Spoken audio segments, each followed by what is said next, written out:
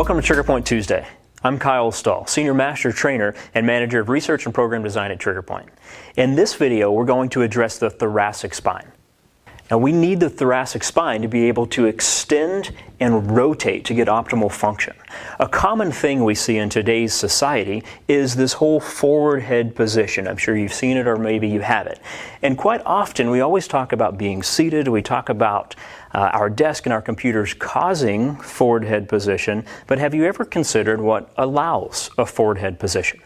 Now, we have some tissues and muscles that attach to our shoulder blades, run up our cervical spine, and all the way into the base of our skull. Now, the only way those muscles and tissues can function correctly is if we rotate. So that thoracic spine mobility is incredibly important. To best address the thoracic spine, we're going to divide the area up into 3 zones. So zone 1, near the bottom of the shoulder blades. Zone 2, we're going to move up towards the middle of the shoulder blades. And zone 3 is going to be at the top of the shoulder blades. Now, why these 3 zones? Well, this is the most mobile region of the thoracic spine. Whenever we start to look at those lower thoracic vertebrae, down to T10, T11, T12, we have 12 of them, they start to look and function much more like a lumbar vertebrae. Whenever we go towards the top, T1 and T2, they actually look and function much more like a cervical vertebrae.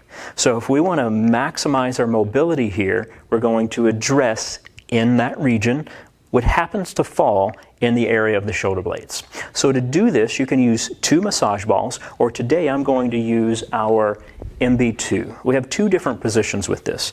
You can lock it to where it's shortened. We'll have 1 massage ball on each side of the spine, or you can unlock it. We can extend that out so that way our massage balls will be positioned slightly wider. Now, I say that it's personal preference. Try them in both positions and see what you like best. Some of the difference may be whenever you're wider, you may get pressure directly to some of those muscles that help to extend the spine a little bit better. This also may apply pressure better to some of those thoracic or some of those transverse processes, so you may get better mobilization. However, whenever you shorten it, that will still be a good amount of pressure to those muscles along the spine, and it will still help to stabilize. So try them both, use which one feels best to you. Let's grab your massage balls, your MB2, and move on to our release. Grab your MB2 or your massage balls, place it at the bottom of the shoulder blades or that zone 1, and then slowly lay back onto them. Bend your hips and knees so your feet are flat on the ground. We want to take the hip flexors out of the equation. And then, if you can, lay all the way back to where your head and shoulders are relaxing on the ground. This is going to get us that first bit of thoracic extension. Now, if this is too tender or too painful, you can have your baller block nearby to use as a pillow. So I would place it right here, relax my head back on it. That's going to take some pressure off of these 2 massage balls. For today, I'm going to remove this and I'm going to lay back across it. So initially, just take a couple of breaths in, try to relax and sink into let your thoracic spine sink into the massage balls there. For our programming, we're going to do 2 different moves. We're first going to try to introduce rotation into the thoracic spine, then we're going to introduce extension. For the rotation, let's take both arms up. Bring your fingertips and place them lightly on the opposite shoulder. You don't want to grab all the way across there because then you'll tense up a lot of those muscles and make it taut. So lightly place the fingertips on the tip of the shoulder. Then from here, take a breath in. We're going to do 4 rotations. To rotate, just take one shoulder towards the floor and then the other shoulder towards the floor. We're going to go through this 4 times. Make sure the hips don't move. There's 2.